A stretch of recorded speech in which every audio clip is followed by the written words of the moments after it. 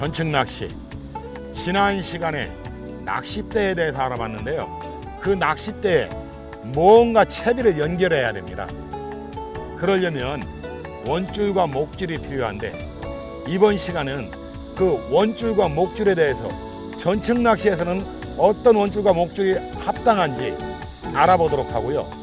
또 표층부터 바닥까지 다양한 영역에서 이루어지고 있는 대상의 입질을 낚시인에게 전달해 줄 수 있는 것, 바로 찌입니다. 그 찌의 기능과 역할, 그리고 찌가 가지고 있는 메커니즘을 어떻게 우리가 찾아낼 것인지, 거기에 대해서도 알아보는 시간 갖도록 하겠습니다.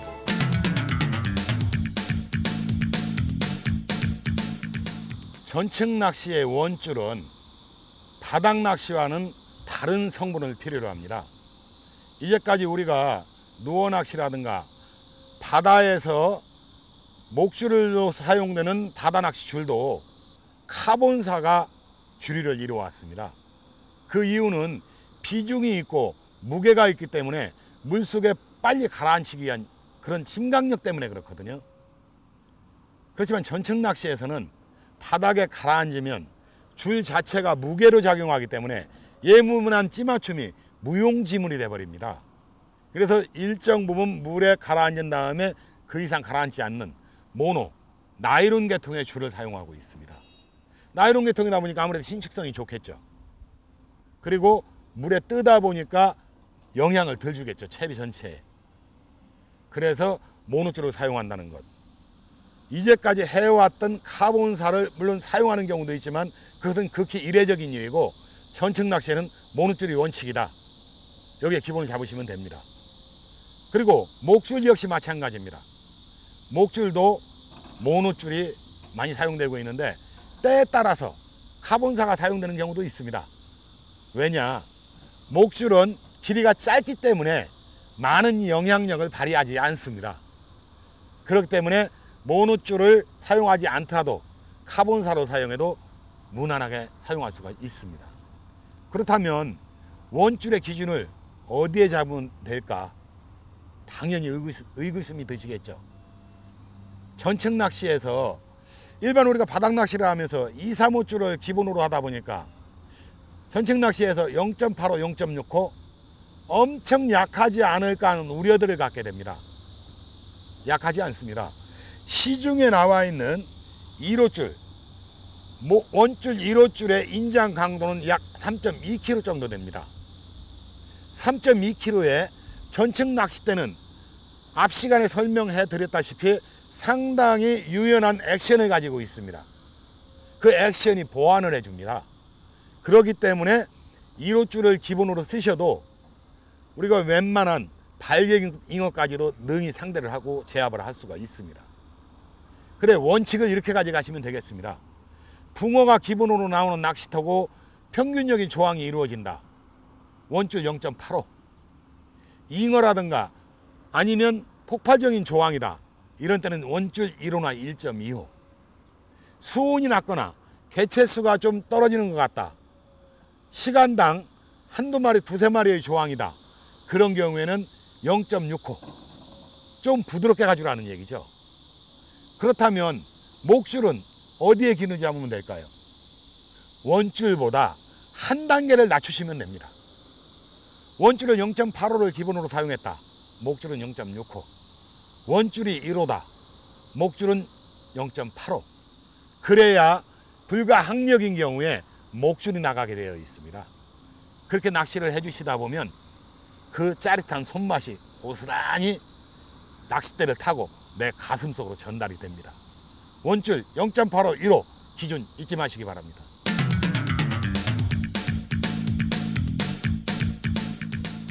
자, 물속 상황을 우리에게 전달해 주는 건 바로 찌입니다. 전층 낚시에서 찌의 역할은 상당히 중요합니다. 물속 상황을 우리에게 전달해 주기도 하지만 물속의 대상어를 낚기 위해서 미끼를 달아 던지면 그 미끼를 품어주는 역할도 찌가 하고 있습니다. 예를 들어서 우리가 1m권의 채비를 띄웠는데 이 찌가 그 미끼를 잡아주지 못한다면 그 1m 권역에서 대상어가 입질을 못하겠죠. 그러다 보니까 재질에 따라서 형태에 따라서 찌는 무한한 영역을 가지고 우리에게 그 메커니즘을 알려주고 있습니다. 그러다 보니까 유난히 혼란스러움을 가중시킬 수도 있습니다. 발사가 있고 공작이 있고 갈대가 있고 부두도 있고 이런 다양한 찌 재료가 있고요. 찌톱 역시 마찬가지입니다. 튜브톱이 있고 솔리드가 있고 무크가 있고 유리톱이 있고 이런 식으로 다양한 갈래가 있다 보니까 혼란을 주고 있습니다. 근데 여러분들 혼란스러워하지 마십시오. 다양한 찌의 형태에 현혹되지 마십시오. 두 가지만 기본을 두십시오. 제가 지금 여기 네 가지 대표적인 찌를 지금 준비를 했습니다. 하나는 찌톱이 길고 갈대로 이루어져 있고요. 하나는 공작에 찌톱이 아주 가늘고 짧습니다. 그 대신 몸통이 길고요. 그리고 하나는 모두가 수제품인데 예술성이 가미된 동양까지 그려져 있는 소장 가치가 있는 이런 뭐라고 할까요? 아름다운 찌. 이런 찌도 제가 네 가지 형태를 가지고 있는데요. 각각의 장점이 다 있습니다. 내가 찌를 이 네 가지를 다 보게 되면 선택의 어려움을 겪게 됩니다. 그래서 여러분들은 딱 두 가지만 기준을 잡으시면 됩니다. 일단 자기 시력을 생각해야 됩니다. 내가 눈이 좀 안 좋다. 찌가 잘 안 보인다. 그런 분들은 튜브톱을 선택을 하십시오.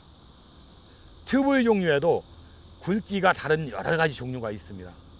튜브니까 좀 둔하지 않을까? 둔한 게 낫겠죠. 너무 예민하고 가늘어서 눈에 안 보이는 것보다는 둔한 게 낫습니다. 왜 둔한 게 낫느냐? 그 둔함을 찌맞춤으로 잡아주면 됩니다. 그렇기 때문에 한마디로 말해서 시인성이 확보되는 찌를 선택해라. 이게 첫째 기준이 되겠습니다. 시인성이 확보되는 찌. 두 번째, 우리가 낚싯대 현장에 나가게 되면 상황에 따라서 긴 낚싯대를 펼쳐야 되는 경우도 있고요. 바람이 불어서 원활한 제포인트에 채비 넣기가 어려울 때도 있습니다. 투척성이 보장되는 찌를 선택해야 됩니다. 적당히 봉돌이 먹어줘야 된다는 얘기겠죠. 그러려면 찌는 가벼우면서 봉돌이 적당히 먹어주게 되면 투척성이 용이해지죠. 그래서 재질이라든가 찌톱이라든가 형태라든가 여기에 구애받지 마시고 두 가지만 기본으로 삼으십시오. 시인성이 확보되는 찌, 투척성이 있는 찌, 이 찌 두 가지만 염두에 두시면 얼마든지 원하는 결과물 얻어내실 수가 있습니다.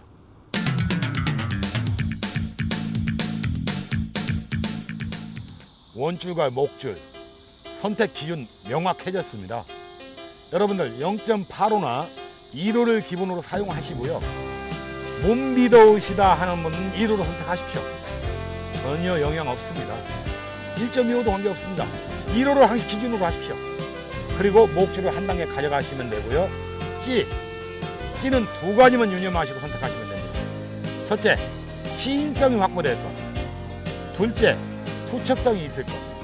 이거면 여러분들은 충분합니다. 그리고 한 가지 안타까운 사실은 이런 원줄과 목줄에 보면요. 원줄은 도사, 도계 아니면 목줄은 하리스 애국어로 명시가 되어 있는데요. 이거 안타까운 현실입니다. 우리 용품 세계 최고의 수준입니다. 원줄과 목줄로 표기해도 이제는 될 때가 됐습니다. 여러분들 주저하지만 선택하십시오. 우리 용품 충분합니다.